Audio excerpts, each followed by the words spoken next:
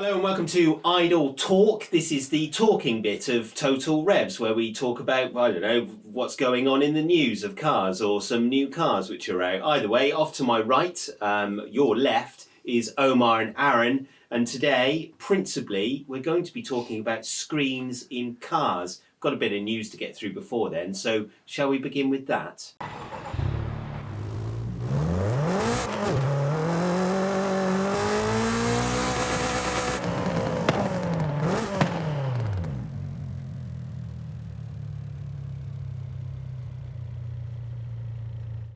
New changes to the highway code have been announced in the last couple of weeks. I've picked this particular picture on the government website because it is like horribly awkward and I don't understand what's going on. Anyway, basically it's to do with the hierarchy of road users. So bikes and pedestrians get new priorities. Now, Aaron, I understand you've seen these rules and you have an opinion on them. I've got lots of opinions on them.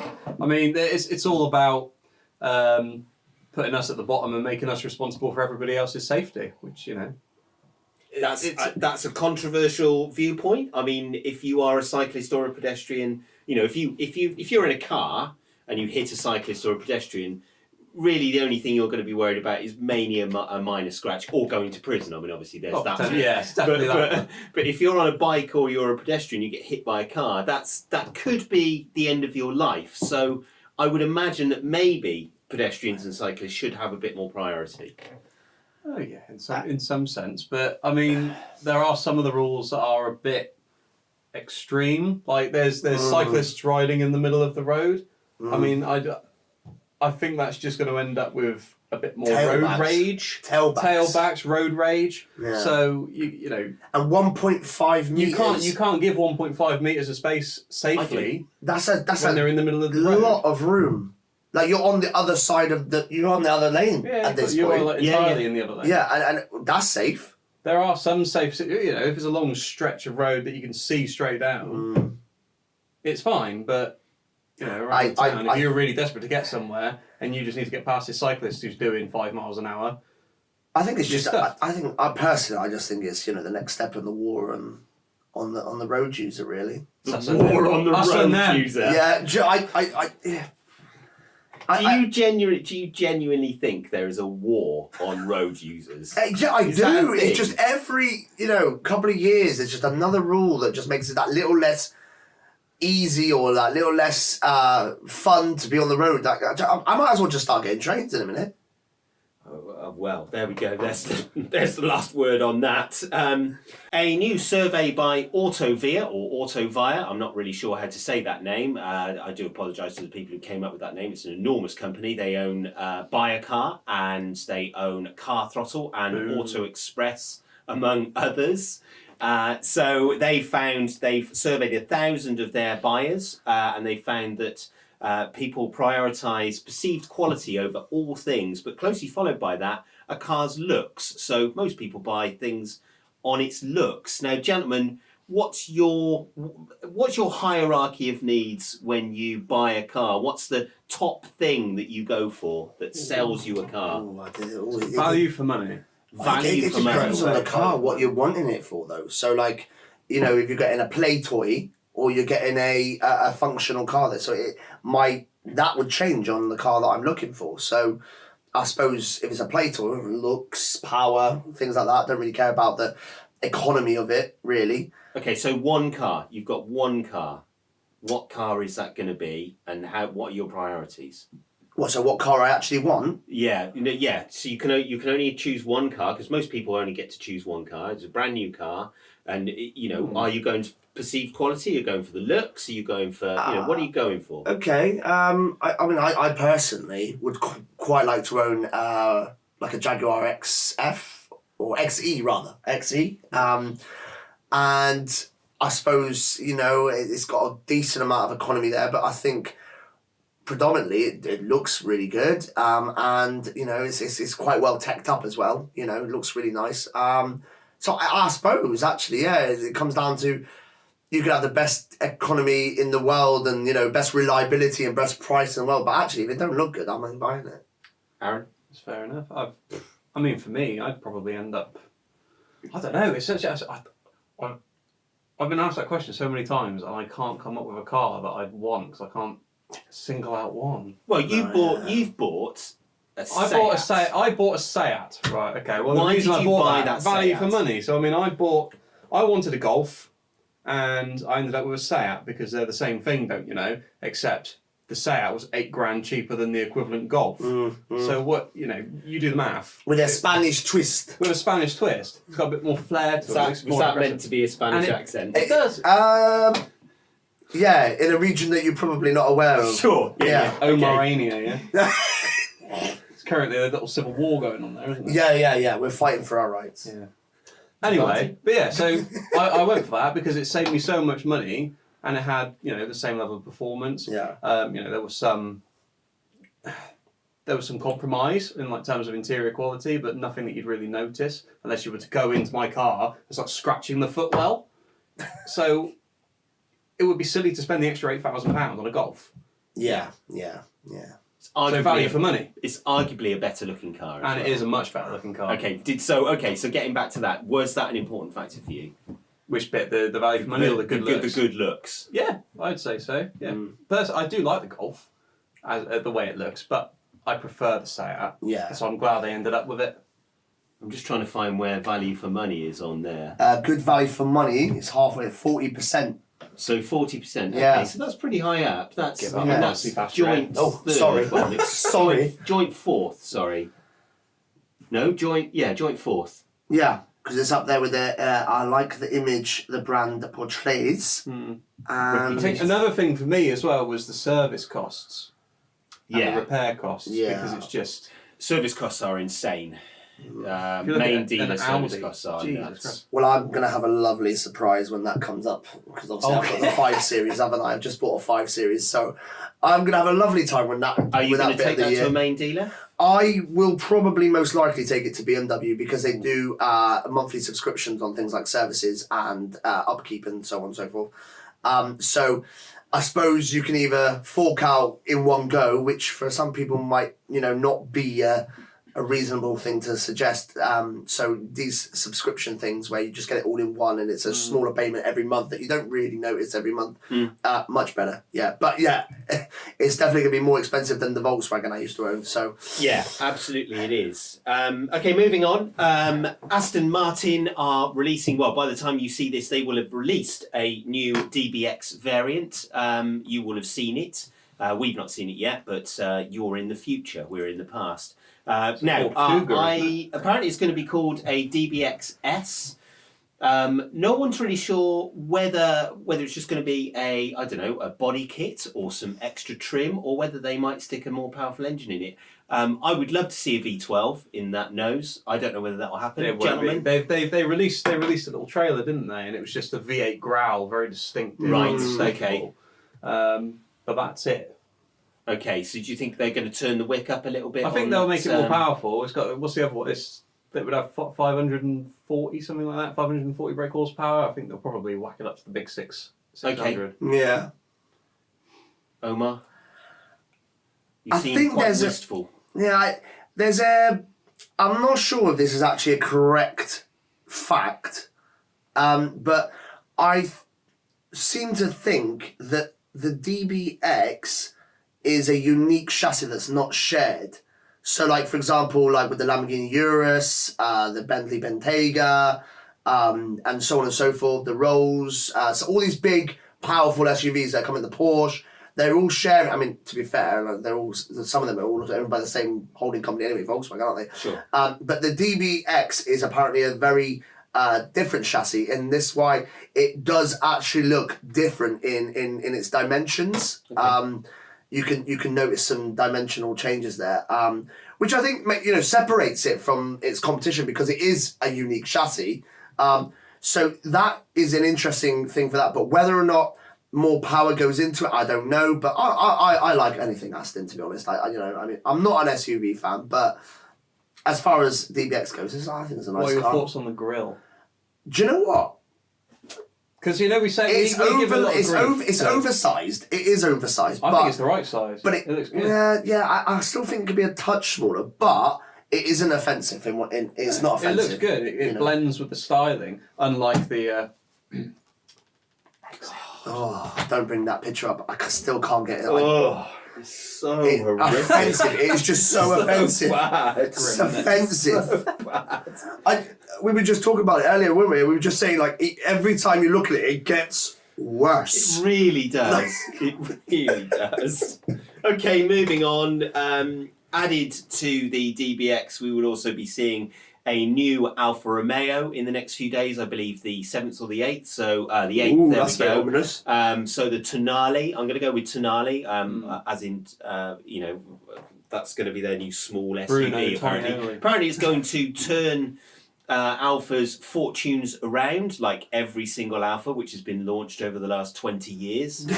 So we'll see whether that happens, gentlemen. Another small SUV in the world. How does that stoke your loins?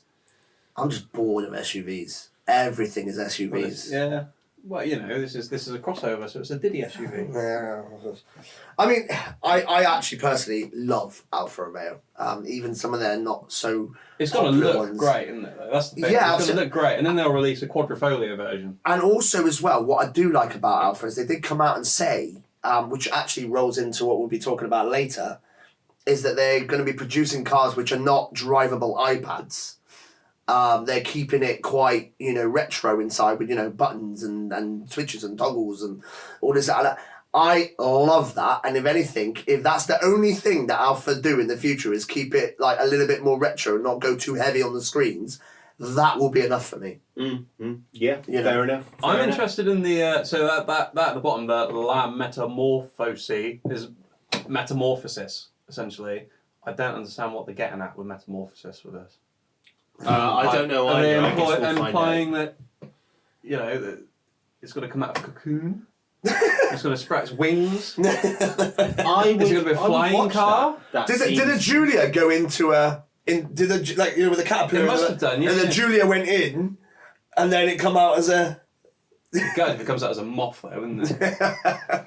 I think there's every chance that we've completely misconstrued or mistranslated that, and we don't know what we're It's talking just marketing about. bollocks, So isn't it? That's what it is. Okay, finally, the coveted most beautiful car in the world title has been given out in the last couple of weeks from a panel of judges in Paris. Now, I can tell you right now that the Ferrari SP3 won the supercar section, but what is it that you think I don't think it's won the overall title of most beautiful car of 2022? So this is the overall most beautiful car in the world of 2022. So it had to be built in 2020. Yeah, so it's a current model. Right. Okay. What do you think that panel of judges gave it to? 3 guesses. Right? Go on. So, Alfa Giulia, quadrifoglio. Okay. It's a Am I nice close? car. I'm not going to tell you. Okay, fine. Take your 3 Maserati guesses. MC20, Okay. Mazda 3. Okay. You may laugh, but it's a good. I think the good Mazda car. 3 is a It's fantastic a really nice looking car. Okay. All right. Omar. Just because I drove past one the other day and seen it in the metal, it just even looked better than when we covered it last panel that we did, last Idle Talk we did. I think the EV6 is stunning. Okay. So Hyundai. Kia. No, Kia. I beg your pardon. Yeah, EV6. It's a stunning car. Okay. I don't know it has won some awards. Best car of 2022. Yeah, best car. So I'd be tempted to say that. Okay, so it was the Citroen Ds4. What? What? Are you joking? Now this is quite a nice picture, but what they've done is they've obviously specced it very nicely and they've shot it very professionally in a dark room, which is always fun when they shoot cars in a dark room. The most. So this is now officially the most beautiful car in the world. It's rigged. In the world. Rigged. It's rigged. Wait, did you say Beauty is in the eye of the beholder. Did we say this was to take place in Paris? It did take place. Right. in So Paris, yes, basically, that's right, yeah. France are basically dictating to us. Yeah. That thing. Yeah. Is absolutely Yeah. not. I mean, they need to lay off them baguettes because it's just unbelievable. What's up with the wheels? That's just wrong. It's a hybrid crossover. I mean, it's just another hybrid crossover. I am. Is that meant to be a lightning bolt at the front? I was thinking of what that word is. Goodness me. I am actually quite angry at that. What are they doing? I am actually quite angry. I don't like. What in the world? I just no. That's it. I don't. That's it. I'm done. Looks like a I think baby it's time to move on. So, let's move on to our main discussion for the day, which is screens in cars.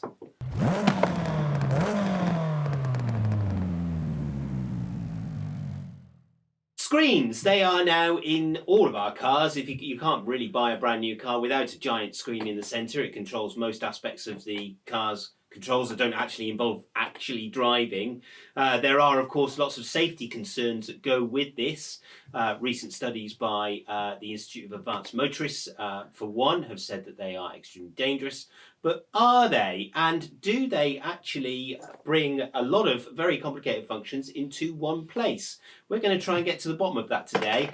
The rules go like this, gentlemen. You will have 7.5 minutes, which I will time. And then I will do a buzzer, and you. So loud. Yeah, it is so loud. And then we'll go to a sponsor's message, and then you'll get another 7.5 minutes. All right, so 15 minutes total. We will have an opening statement from you both, and then we will get into it. Try to keep it civil. Try to come to a conclusion if you can. Okay, so starting.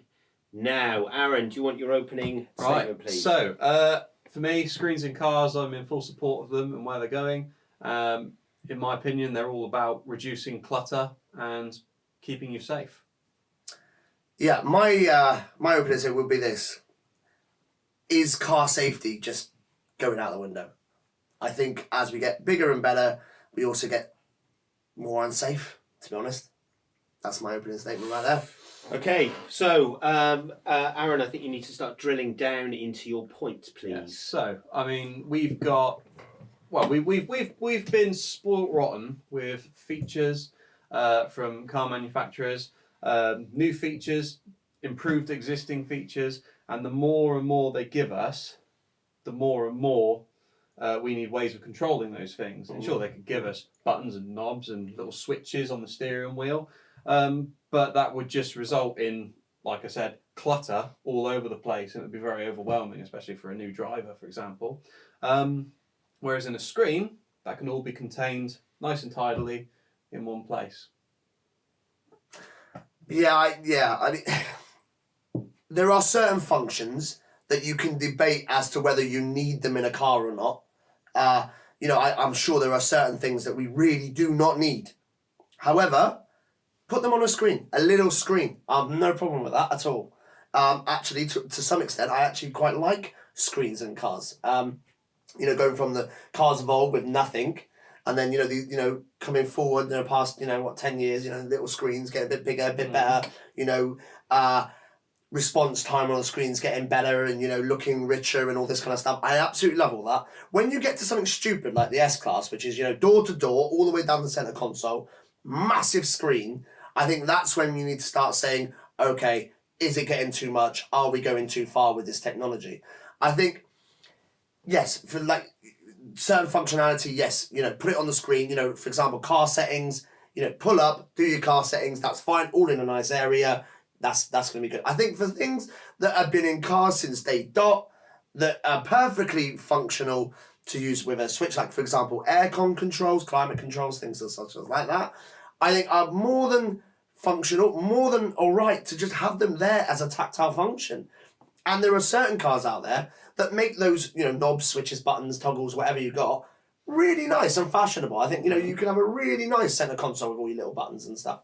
And, with multiple functions on like, for example, driving modes, you can have a little toggle instead of a different switches. You have a little toggle. So it's one button doing multiple things to the car. So I think that whereas I understand what you're saying, putting more functionality into a car and making it condensed into the screen, I think somewhere I do agree with you on that, but I think I break away at putting basic functionality into them. Okay, do you have any supporting evidence for that? Is there a safety aspect to this? Yeah, absolutely. There is a safety aspect to it. I think, when we're thinking about screens and how big they are, I think you look away too much. I think draws your attention too much. I think that there is. Well, I'm reaching down for knobs and dials doesn't. Well, yeah, but the thing is, if you consider reaching down for a knob or dial or whatever it is, I mean, yeah. Okay. I mean, without too much reading into that last one, you'd be driving along, and I don't have to take my eyes off the road one bit. Twitch, toggle, flip, whatever it is, right? When I'm on a screen, I am going like that, and I can't find a button. Well, that's because you're not familiar with it, and the thing, like you were saying earlier about the Mercedes, the Infinity screen. That yeah, that's right, that's it. They're the ones with the essentials on, essentially, for your drivers and your passengers, and the stuff for your passengers is down that end, the stuff for your driver is down this end in the middle. And you will learn where that air conditioning control is. You'll know over time to go down there and press up, down, or swipey, whatever you want to do, and. Are you telling me you've never? Are you telling me that when you're like using your mobile phone and you're not trying to get caught using, maybe you're at work or something? Well, I don't know what you're saying, Emma, but and you try and do a little text message underneath the desk, and then you look back on it and it says nothing the way you wanted it to say because you can't get it all correct. You might get most of it right, but there'll be a little, and that's the thing. That's okay, but you're not. I mean, sure, some people would try and send a text message off those screens, but that's not what they're necessarily for at this moment in time. Well, I didn't say that. They are for your essentials, aren't they? They are for your maps, your navigation, your radio. In some cars, air conditioning controls. Some have opted to keep the knobs and dials. Yeah, and I think that's fine. I think if you can get a mixture of the two, I think then that we're going. I think that's a better direction. Yeah, but they will move into haptic feedback, and it will feel as if you are pushing a button, and you'll get that resistance. And it will feel the exact same way. And over time, you'll get used to it, and you'll adapt to it, and you'll think, well, how did I ever live without this? This is great. I just think it's just it. I kind of feel like why are we even going this way? Like I get technology has to improve. Innovation, innovation for the sake of innovation. Well, hang on. So like what? These screens are actually cheaper to produce, design, maintain. Right. And for a manufacturer like Mercedes. As we all know from certain car interiors, they age. Some of them don't age as well as others. Some of them aren't quite as timeless. Yeah.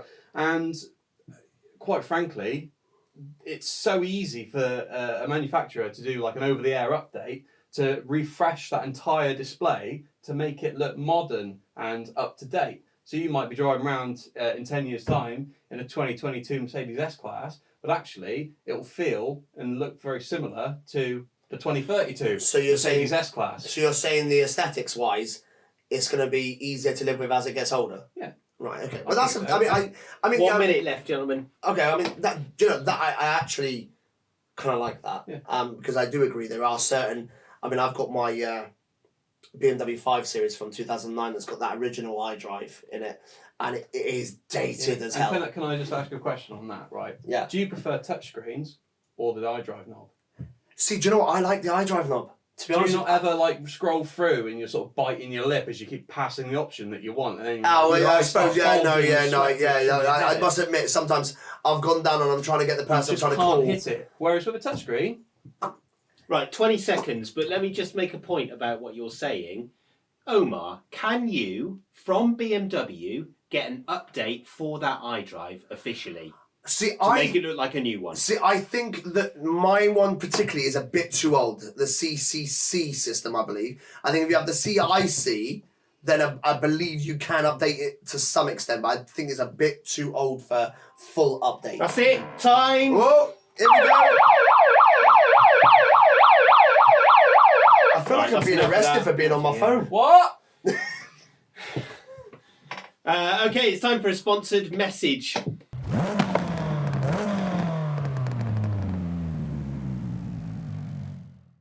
Total Revs is, of course, sponsored by Phil Speed Engineering. They do ECU remaps. They'll do engine balancing for you. They've got 5 stars on Google, which is more stars than your dad.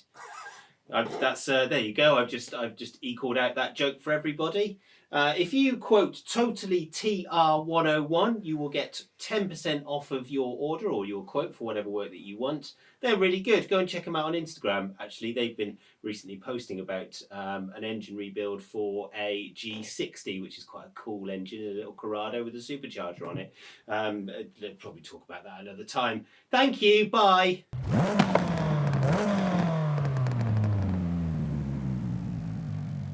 Okay, we're back after that sponsored message where I probably made a mum joke.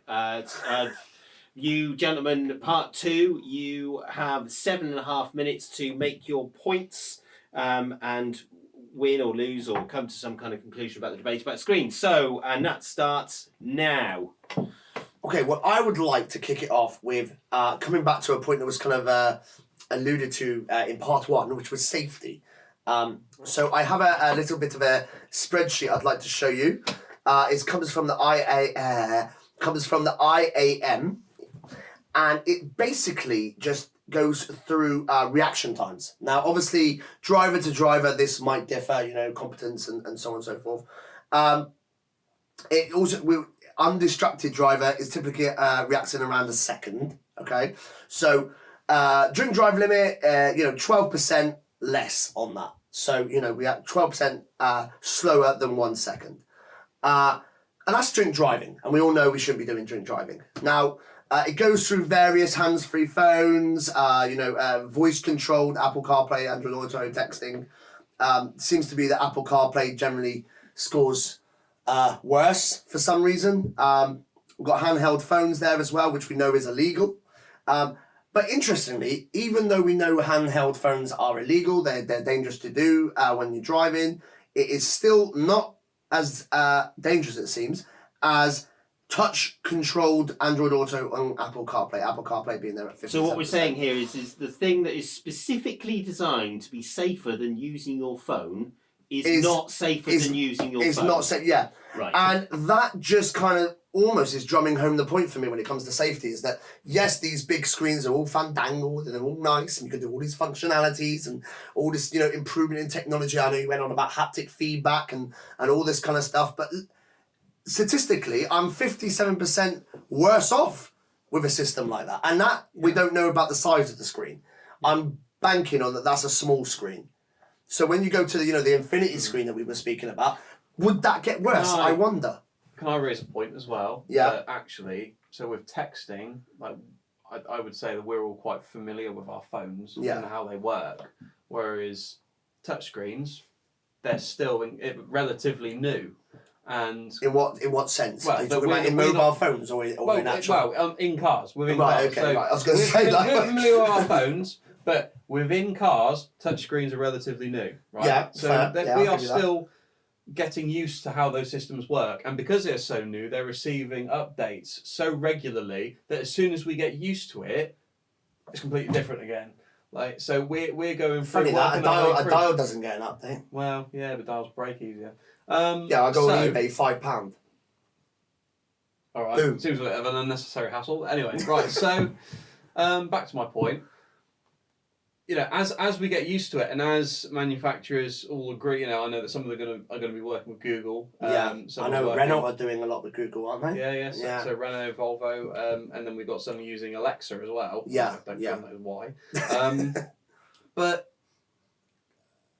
where am I going with this? As they become better over the years, cleverer, yes. As they improve and we innovate and we find a way that works well, where we're not having to flip through a million different menus, because that's the problem at the moment. They're trying to fix that and get rid of those features that we don't necessarily need and keep it to the bare necessities. Yeah. We'll become more familiar with it and we'll be able to use it. I mean, I dare say it's not going to be anywhere near that 1 second response time. Yeah. Our response time will be slower because that's a fact, because we're going to be situationally blind to what's in front of us. Absolutely. I mean, so we're going to be focusing on that thing until our task is complete, whether that be changing a radio station or whatnot. Yeah. So, and another point I have is that a study found that there was there was something like 2,500 accidents because of distracted drivers inside the car. So whether that be one of those things, it doesn't really specify, but they were distracted. No.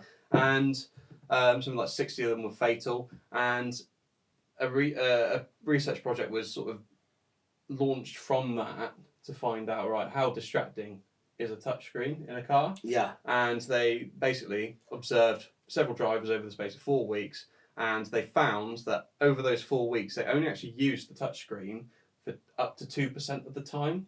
Right. Okay. Over the entirety of those 4 weeks. But then, I will counter my own statement there.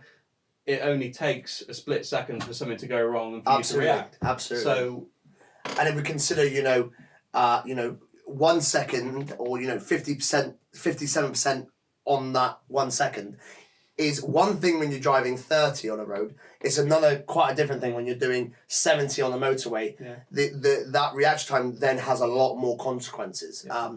And I think one thing they're doing though to remedy it is as cars are rolling out, newer cars, the screen is going up here, which is where BMW have had theirs for the past decade. Yeah. And it's a good place to have it because it's sort of eye level, so you're not really looking too far away from what's ahead of you. But they are starting to come over here where you've got a heads-up display and it's projected onto the windscreen. And that's where it feels better. Really well. That's where I think I would come to your side and say that I think that's better. If we're going to have these things, it needs to be in that kind of area, because I think as we were down here, that is just you hold a mobile phone up, although you're not meant to have a mobile phone.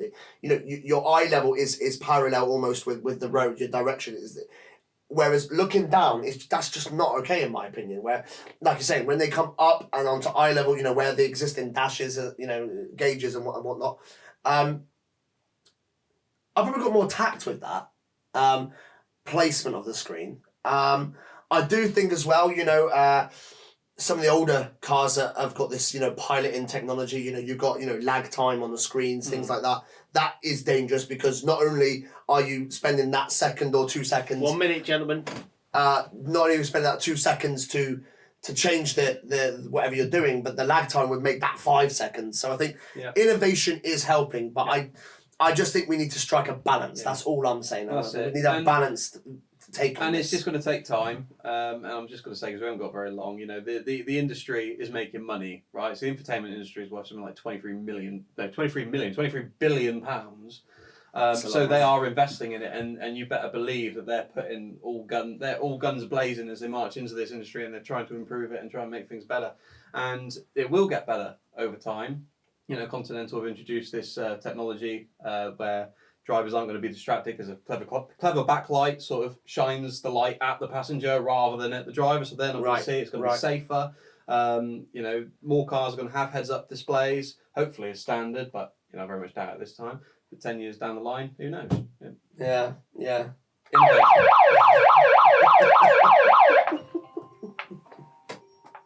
That's it now, gentlemen. It's all done. Oh. Thank you, Tim. Oh. We'll continue this in the car. Yeah. Fun times.